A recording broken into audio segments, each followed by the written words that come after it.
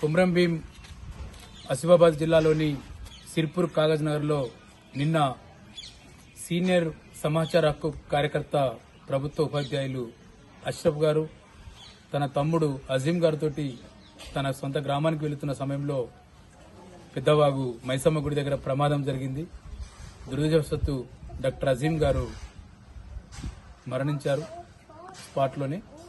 అయితే మొత్తం ఈ సంఘటన పైన పోలీస్ శాఖ ఒక సమగ్ర విచారణ దర్యాప్తు జరపాలని కోరుతా ఉన్నాం. రెండోది, ఇప్పటికే అష్రఫ్ గారు పోలీస్ స్టేషన్లో ఈ ప్రమాదానికి రోడ్డు భవనాల శాఖ కూడా బాధ్యత వహించాలి, ఆ రోడ్డు బాగలేకపోవడం కూడా ఒక కారణం అని చెప్పి కూడా తన కంప్లైంట్ రాసిండని చెప్పి ఇవాళ చర్చించుకోవడం జరిగింది.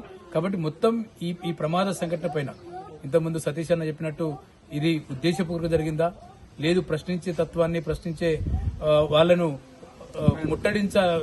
వాళ్ళను తుదముట్టించాలని చెప్పి ఒక కుట్ర దేశవ్యాప్తంగా జరుగుతూ ఉంది. సమాచార హక్కు చట్టాన్ని నిర్వీర్యం చేసేందుకు ఒక ప్రయత్నం ప్రభుత్వాలే చేస్తున్న సందర్భం ఉంది. అటు కేంద్ర ప్రభుత్వం కానీ ఇటు రాష్ట్ర ప్రభుత్వాలు కానీ ఈ కోణంలో కూడా ఈ ప్రమాదాన్ని చూడాల్సిన పరిస్థితి ఇవాళ నెలకొన్నది.